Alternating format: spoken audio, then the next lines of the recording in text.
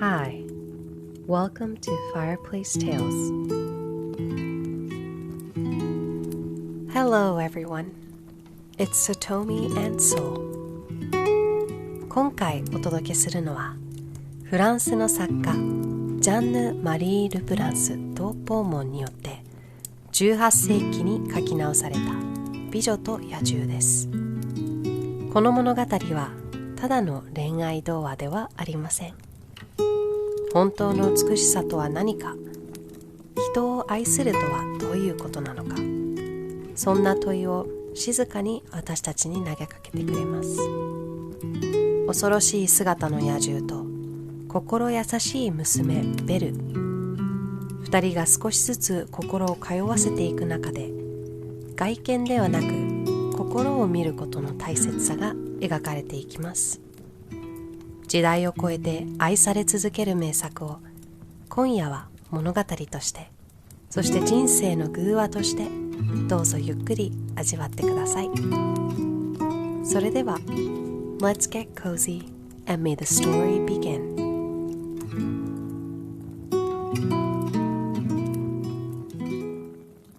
Beauty and the Beast by Prince de Beaumont.There was once a very rich merchant who had 6 children, 3 sons and 3 daughters. Being a man of sense, he spared no cost for their education, but gave them all kinds of masters. His daughters were extremely handsome, especially the youngest.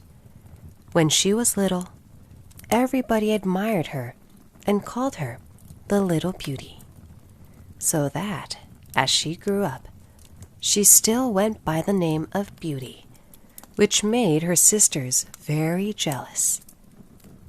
The youngest, as she was handsome, was also better than her sisters. The 2 eldest had a great deal of pride, because they were rich. They gave themselves ridiculous airs and would not visit other merchants' daughters,nor keep company with any but persons of quality. They went out every day upon parties of pleasure, balls, plays, concerts, etc., and laughed at their youngest sister because she spent the greatest part of her time in reading good books.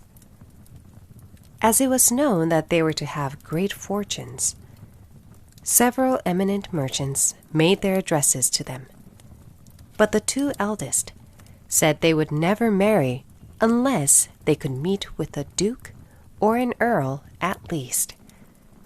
Beauty very civilly thanked them that courted her, and told them she was too young yet to marry, but chose to stay with her father a few years longer. All at once, the merchant lost his whole fortune, excepting a small country house at a great distance from town, and told his children with tears in his eyes they must go there and work for their living. The 2 eldest answered that they would not leave the town, for they had several lovers, who they were sure would be glad to have them, though they had no fortune. But in this they were mistaken, for their lovers slighted and forsook them in their poverty.As they were not beloved on account of their pride, everybody said, "They do not deserve to be pitied. We are glad to see their pride humbled. Let them go and give themselves quality airs in milking the cows and minding their dairy. But," added they, "we are extremely concerned for Beauty. She was such a charming, sweet-tempered creature, spoke so kindly to poor people,and was of such an affable, obliging disposition. Nay, several gentlemen would have married her, though they knew she had not a penny. But she told them she could not think of leaving her poor father in his misfortunes, but was determined to go along with him into the country to comfort and attend him. Poor Beauty at first was sadly grieved at the loss of her fortune. But she said to herself. Were I to cry ever so much, that would not make things better. I must try to make myself happy without a fortune. When they came to their country house, the merchant and his 3 sons applied themselves to husbandry and tillage, and Beauty rose at 4 in the morning and made haste to have the house clean and breakfast ready for the family. In the beginning, she found it very difficult, for she had not been used to work as a servant, but in less than 2 months, she grew stronger and healthier than ever. After she had done her work, she read, played on the harpsichord, or else sung whilst she spun. On the contrary, her 2 sisters did not know how to spend their time. They got up at 10 and did nothing but saunter about the whole day, lamenting the loss of their fine clothes and acquaintance. "Do but see our youngest sister," said they one to the other. "What a poor, stupid, mean-spirited creature she is, to be contented with such an unhappy situation." The good merchant was of a quite different opinion. He knew very well that Beauty outshone her sisters, in her person as well as her mind, and admired her humility, industry, and patience. For her sisters not only left her all the work of the house to do, but insulted her every moment. The family had lived about a year in this retirement, when the merchant received a letter with an account that a vessel, on board of which he had effects, was safely arrived. This news had like to have turned the heads of the 2 eldest daughters, who immediately flattered themselves with the hopes of returning to town, for they were quite weary of a country life, and when they saw their father ready to set out, they begged of him to buy them new gowns, caps, rings, and all manner of trifles. But Beauty asked for nothing, for she thought to herself that all the money her father was going to receive would scarce be sufficient to purchase everything her sisters wanted. "What will you have, Beauty?" said her father. "Since you are so kind as to think of me," answered she, "be so kind as to bring me a rose, for as none grow hereabouts, they are a kind of rarity." Not that Beauty cared for a rose, but she asked for something, lest she should seem by her example to condemn her sister's conduct, who would have said she did it only to look particular. The good man went on his journey, but when he came there, they went to law with him about the merchandise, and after a great deal of trouble and pains to no purpose, he came back as poor as before. He was within 30 miles of his own house, thinking on the pleasure he should have in seeing his children again, when going through a large forest, he lost himself. It rained and snowed terribly. Besides, the wind was so high that it threw him twice off his horse, and night coming on, he began to apprehend being either starved to death with cold and hunger, or else devoured by the wolves, whom he heard howling all around him, when, on a sudden, looking through a long walk of trees, he saw a light at some distance, and going on a little farther, perceived it came from a palace illuminated from top to bottom. The merchant returned God thanks for this happy discovery, and hasted to the palace, but was greatly surprised at not meeting with anyone in the outcourts. His horse followed him, and seeing a large stable open, went in, and finding both hay and oats, the poor beast, who was almost famished, fell to eating very heartily. The merchant tied him up to the manger, and walked towards the house, where he saw no one, but entering into a large hall, he found a good fire and a table plentifully set out, with but one cover laid. As he was wet quite through with rain and snow, he drew near the fire to dry himself. "I hope," said he, "the master of the house or his servants will excuse the liberty I take.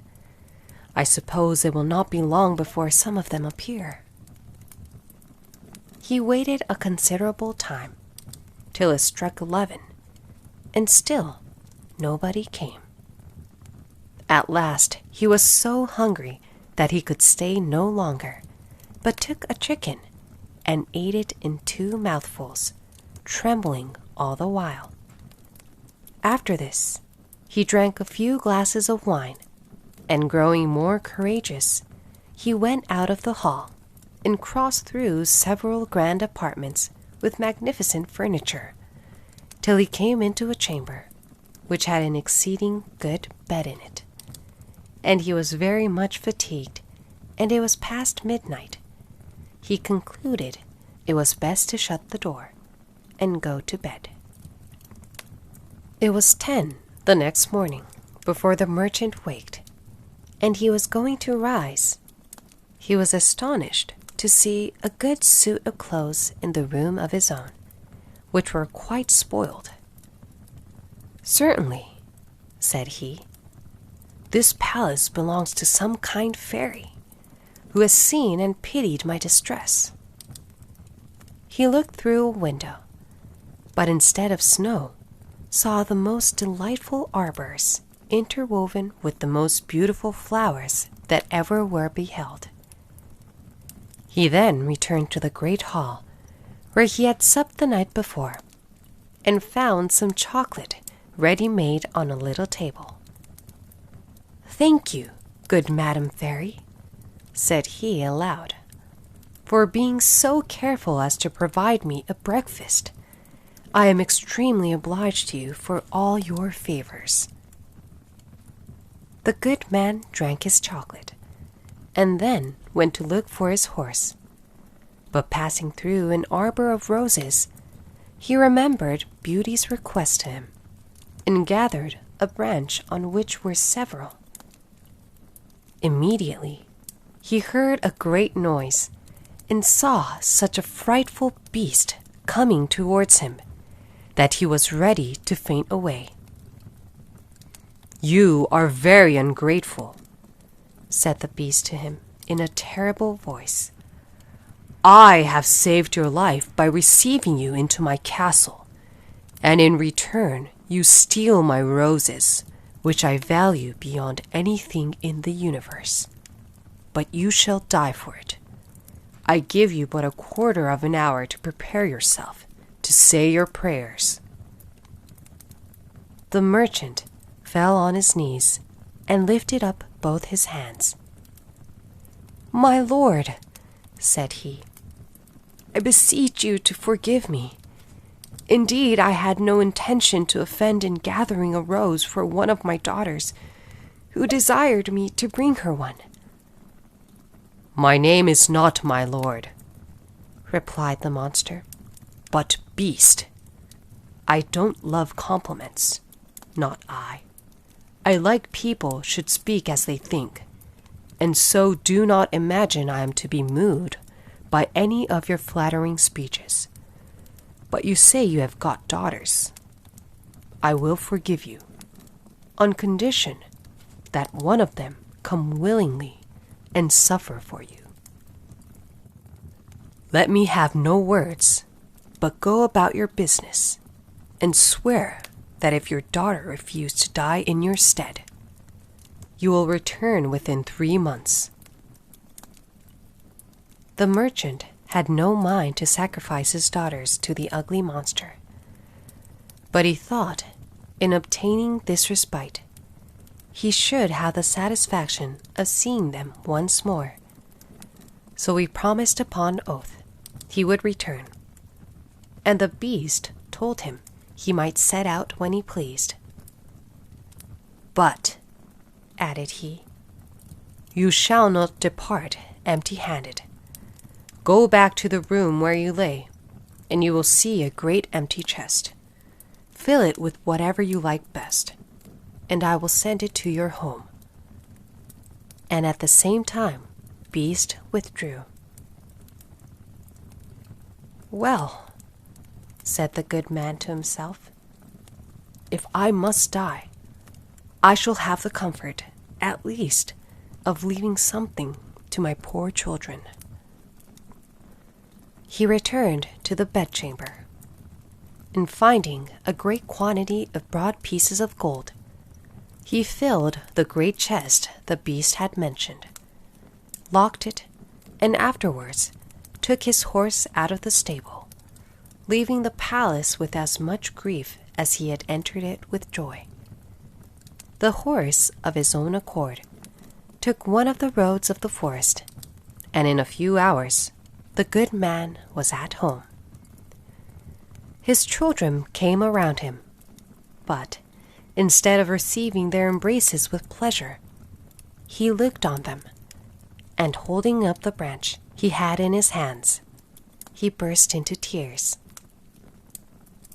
"Here, Beauty," said he, "take these roses, but little do you think how dear they are like to cost your unhappy father," and then related his fatal adventure.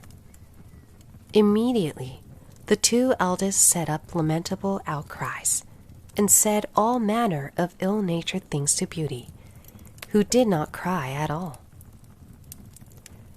"Do but see the pride of that little wretch," said they. "She would not ask for fine clothes, as we did, but no, truly, Miss wanted to distinguish herself. So now she will be the death of our poor father, and yet she does not so much as shed a tear." "Why should I?" answered Beauty. "It would be very needless, for my father shall not suffer upon my account, since the monster will accept of one of his daughters.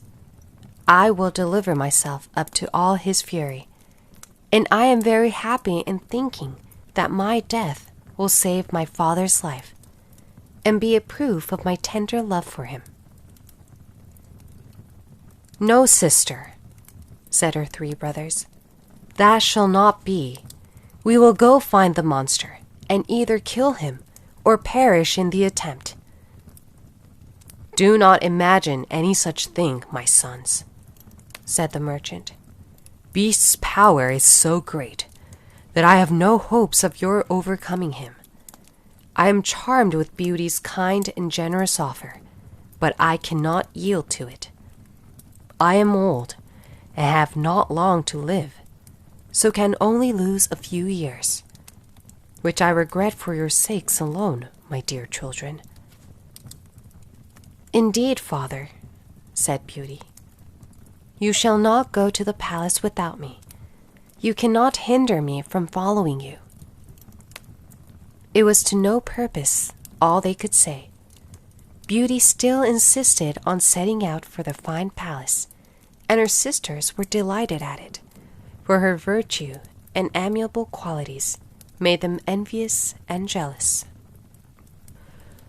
The merchant was so afflicted at the thoughts of losing his daughter that he had quite forget the chest full of gold. But at night, when he retired to rest, no sooner had he shut his chamber door than, to his great astonishment, he found it by his bedside. He was determined, however, not to tell his children that he was grown rich, because they would have wanted to return to town, and he was resolved not to leave the country. But he trusted Beauty with the secret, who informed him that two gentlemen came in his absence and courted her sisters. She begged her father to consent to their marriage and give them fortunes, for she was so good that she loved them, and forgave them heartily all their ill usage. These wicked creatures rubbed their eyes with an onion to force some tears when they parted with their sister, but her brothers were really concerned. Beauty was the only one who did not shed tears at parting, because she would not increase their uneasiness. The horse took the direct road to the palace, and towards evening they perceived it illuminated as at first. The horse went off himself into the stable, and the good man and his daughter came into the great hall, where they found a table splendidly served up, and 2 covers. The merchant had no heart to eat, but Beauty endeavored to appear cheerful, sat down to table, and helped him. Afterwards, thought she to herself, Beast surely has a mind to fatten me before he eats me, since he provides such a plentiful entertainment. When they had supped, they heard a great noise, and the merchant, all in tears, bid his poor child farewell, for he thought Beast was coming. Beauty was sadly terrified at his horrid form, but she took courage as well as she could, and the monster having asked her if she came willingly, "Yes," said she, trembling. "You are very good, and I am greatly obliged to you, honest man. Go your ways tomorrow morning, but never think of returning here again. Farewell, Beauty." "Farewell, Beast," answered she, and immediately the monster withdrew. "Oh, daughter," said the merchant, embracing Beauty, "I am almost frightened to death. Believe me, you had better go back and let me stay here." "No, father," said Beauty in a resolute tone. "You shall set out tomorrow morning and leave me to the care and protection of Providence." They went to bed and thought they should not close their eyes all night, but scarce were they laid down, then they fell fast asleep, and Beauty dreamed. A fine lady came and said to her, "I am content, Beauty, with your good will. This good action of yours, in giving up your own life to save your father's, shall not go unrewarded." Beauty waked and told her father her dream, and though it helped to comfort him a little, yet he could not help crying bitterly when he took leave of his dear child. As soon as he was gone, Beauty sat down in the great hall and fell a-crying likewise.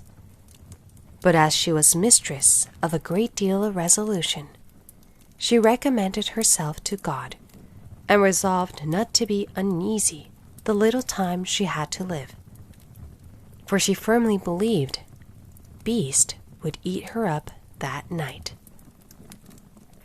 However, she thought she might as well walk about till then, and view this fine castle, which she could not help admiring.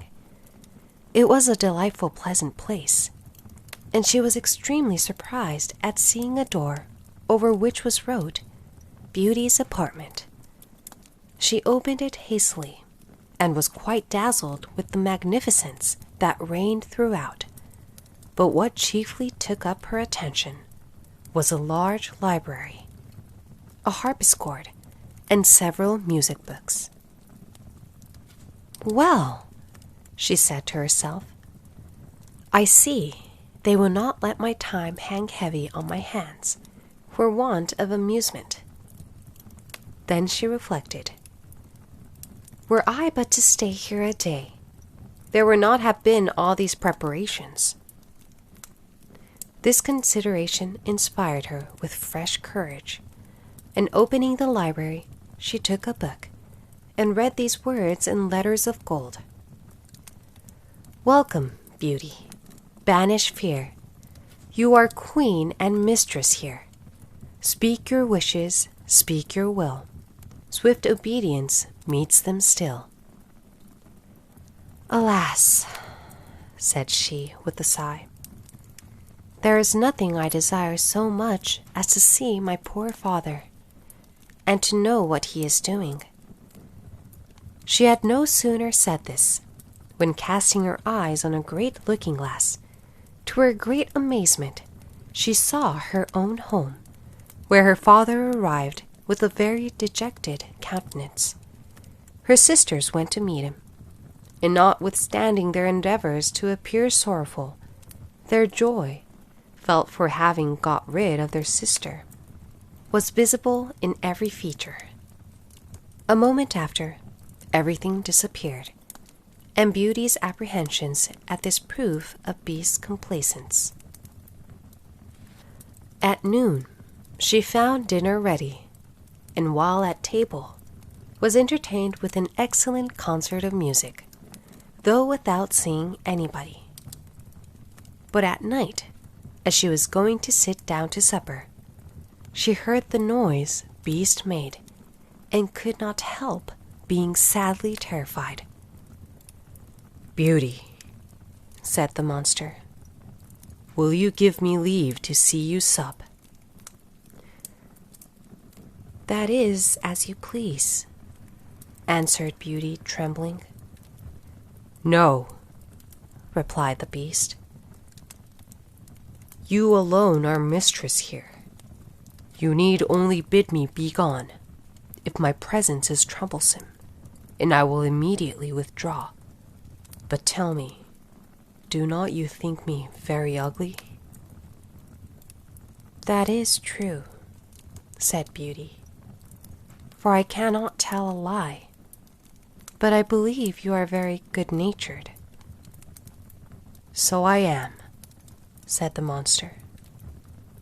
"But then, besides my ugliness, I have no sense. I know very well that I am a poor, silly, stupid creature."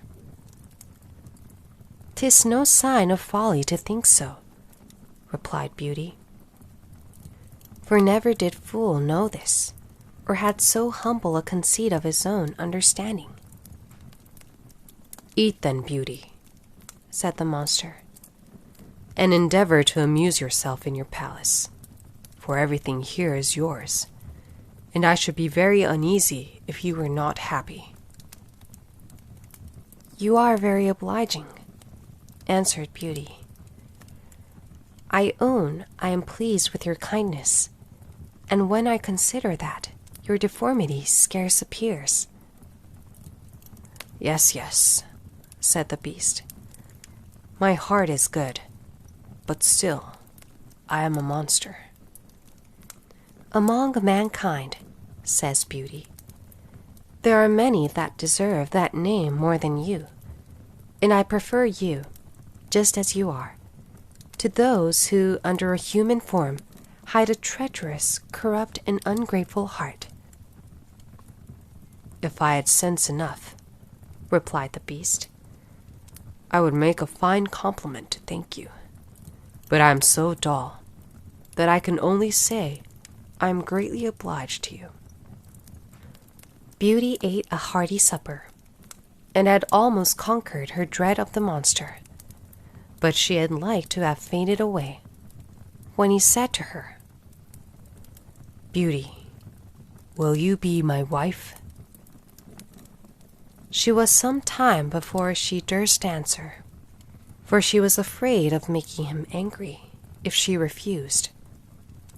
At last, however, she said, trembling, "No, Beast." Immediately, the poor monster began to sigh, and hissed so frightfully that the whole palace echoed.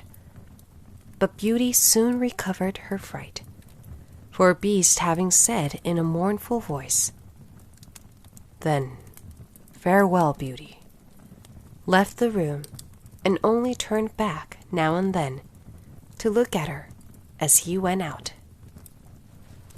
When Beauty was alone, she felt a great deal of compassion for poor Beast. "Alas," said she, 'tis a thousand pities anything so good-natured should be so ugly. Beauty spent 3 months very contentedly in the palace. Every evening, Beast paid her a visit and talked to her during supper very rationally, with plain good common sense, but never with what the world calls wit.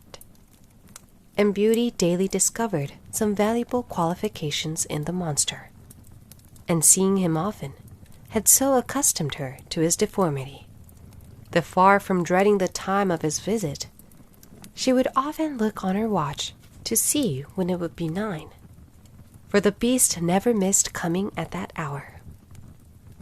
There was but one thing that gave Beauty any concern, which was that every night, before she went to bed, the monster always asked her if she would be his wife. One day she said to him, "Beast, you make me very uneasy. I wish I could consent to marry you, but I am too sincere to make you believe that will ever happen. I shall always esteem you as a friend. Endeavor to be satisfied with this." "I must," said the Beast, "for alas, I know too well my own misfortune. But then I love you with the tenderest affection.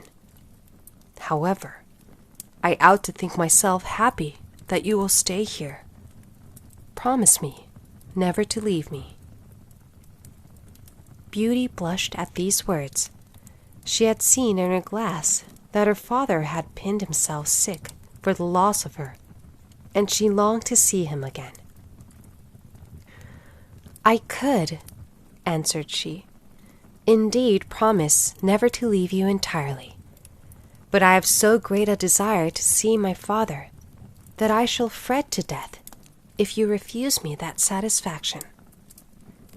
"I had rather die myself," said the monster, "than give you the least uneasiness. I will send you to your father. You shall remain with him, and poor Beast will die with grief." "No," said Beauty, weeping. "I love you too well to be the cause of your death. I give you my promise to return in a week. You have shewn me that my sisters are married, and my brothers gone to the army. Only let me stay a week with my father, as he is alone." "You shall be there tomorrow morning," said the Beast. "But remember your promise. You need only lay your ring on the table before you go to bed, when you have a mind to come back. Farewell, Beauty." Beast sighed as usual, bidding her good night, and Beauty went to bed, very sad at seeing him so afflicted. When she waked the next morning, she found herself at her father's, and having rang a little bell that was by her bedside, she saw the maid come, who, the moment she saw her, gave a loud shriek, at which the good man ran upstairs, and thought he should have died with joy to see his dear daughter again. He held her fast locked in his arms above a quarter of an hour. As soon as the first transports were over, Beauty began to think of rising, and was afraid she had no clothes to put on. But the maid told her that she had just found in the next room a large trunk full of gowns, covered with gold and diamonds. Beauty thanked good Beast for his kind care, and taking one of the plainest of them, she intended to make a present of the others to her sisters. She scarce had said so when the trunk disappeared. Her father told her that Beast insisted on her keeping them herself, and immediately both gowns and trunk came back again. Beauty dressed herself, and in the meantime they sent to her sisters, who hasted thither with their husbands. They were both of them very unhappy. The eldest had married a gentleman, extremely handsome indeed, but so fond of his own person that he was full of nothing but his own dear self, and neglected his wife. The second had married a man of wit, but he only made use of it to plague and torment everybody, and his wife most of all.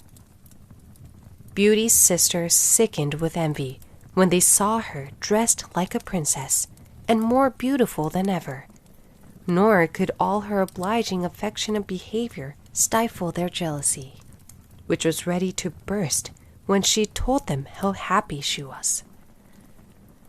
They went down into the garden to vent it in tears, and said one to the other, "In what is this little creature better than us, that she would be so much happier?"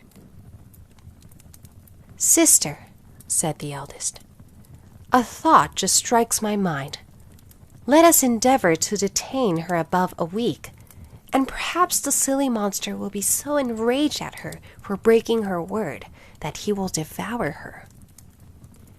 "Right, sister," answered the other.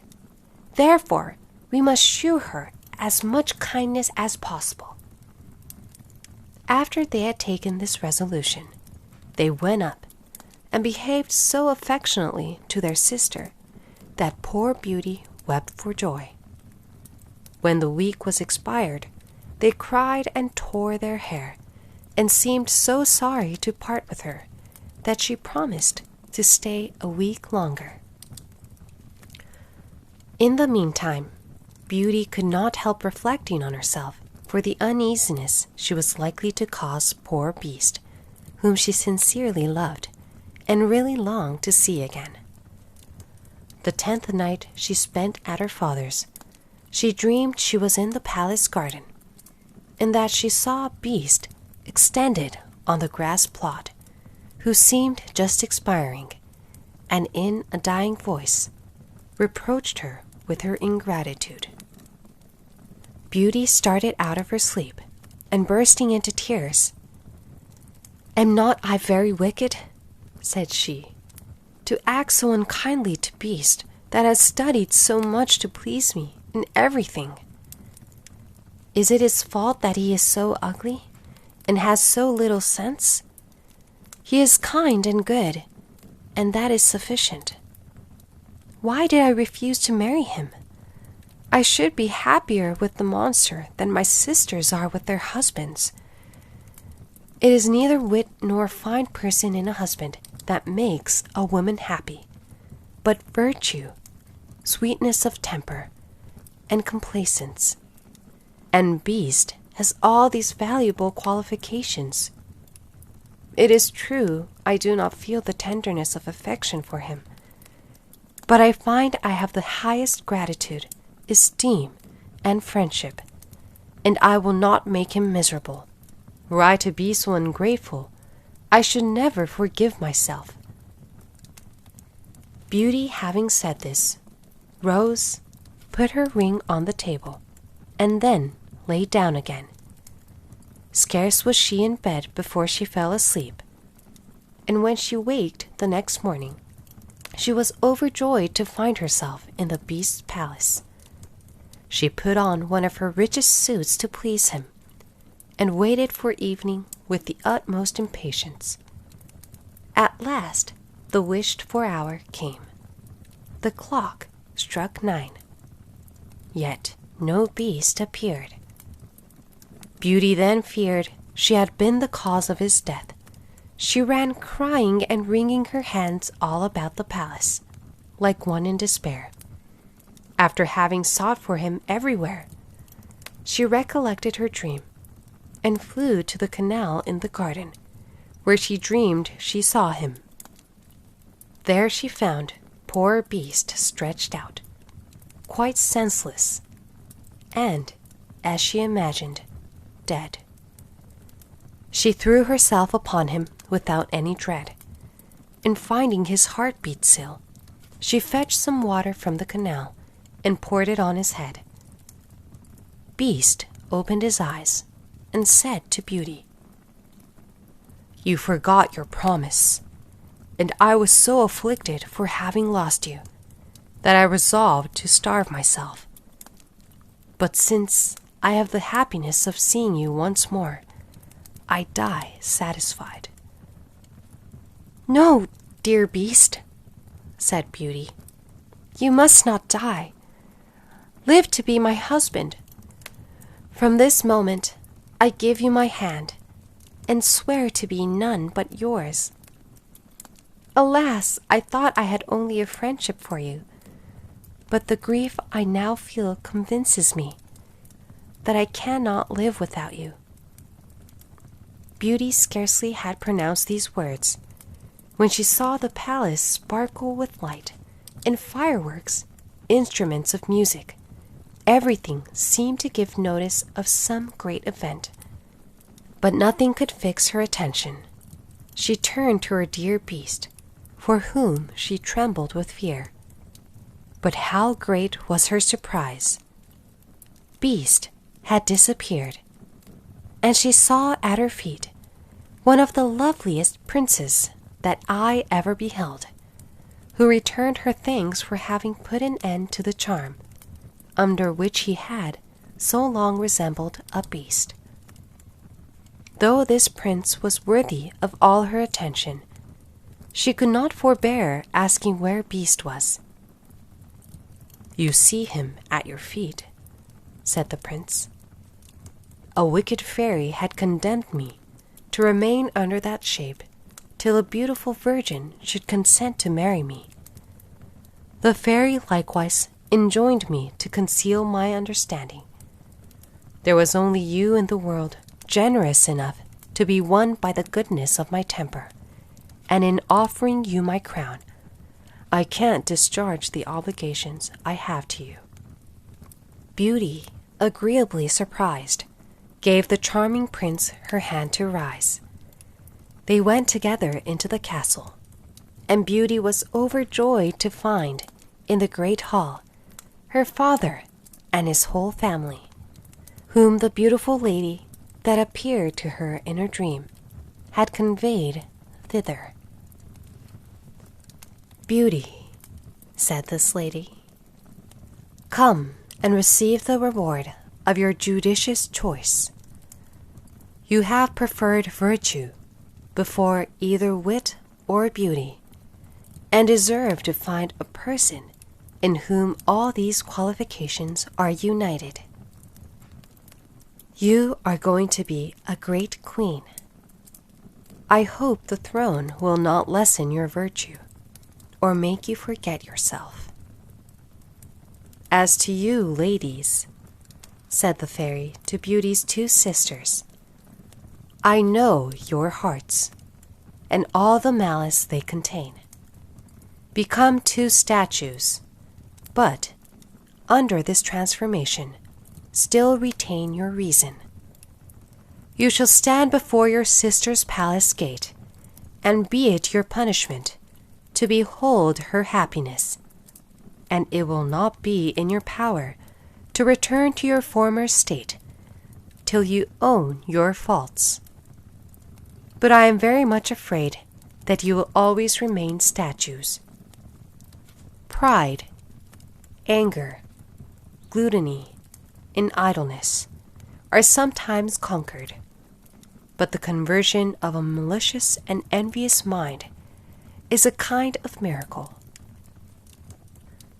Immediately, the fairy gave a stroke with her wand, and in a moment all that were in the hall were transported into the prince's palace. His subjects received him with joy.